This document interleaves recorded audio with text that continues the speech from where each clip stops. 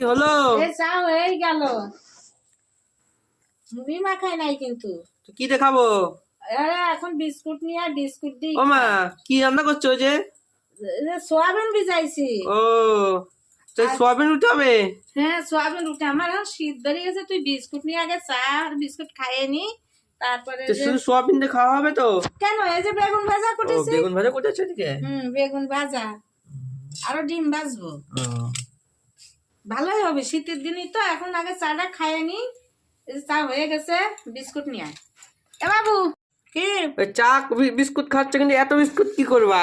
আরে একখান বিস্কুট খেয়ে আমার শান্তি হয় না। আমার শীতই তো, গরম 4 বিস্কুট 3-4খান বিস্কুট না হলে হয় না।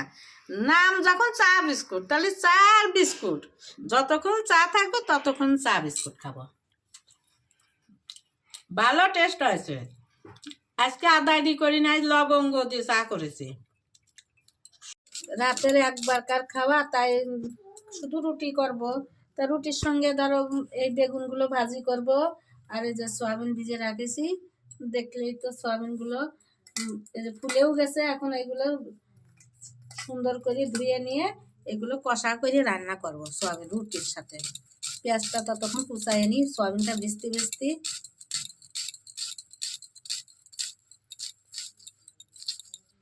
ভেজে নিয়ে সুন্দর করে একবারকার খাওয়া আর রুটির সাথে, তাই হচ্ছে অল্প কাটা বেগুন ভাজবো। বেগুন ভাজা হচ্ছে, বেগুন ভাজা হতে হচ্ছে আমি মশলাটা বেটে নিই। লঙ্কাটা আগে বাটবো, তারপর অন্য মশলাগুলো এক এক করে সব বেটে নেব। বেগুন ভাজা হয়ে গেছে, যে তুলে নিছি বেগুন ভাজা। এখন ডিম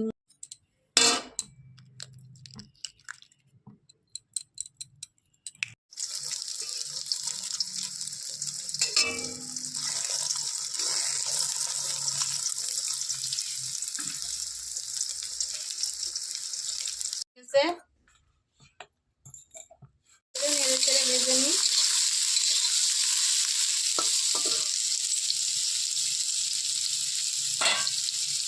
এই যে সয়াবিনই কষা ছিল, এত সুন্দর ঝাঁঝালো বেরোচ্ছে না। যত ঝাল বেরোবে তত সুন্দর হবে। তা আমার সয়াবিন এখন কষানো হয়ে গেছে, এখন আমি জল দিয়ে দিই।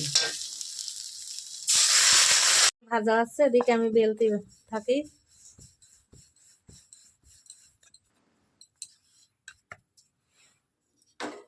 উল্টাই দিই।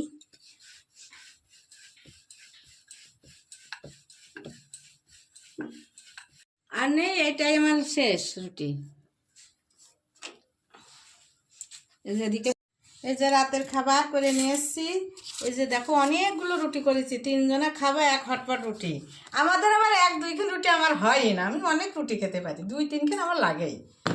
আর এদিকে দেখো বেগুন ভাজা, ডিম আমলেট,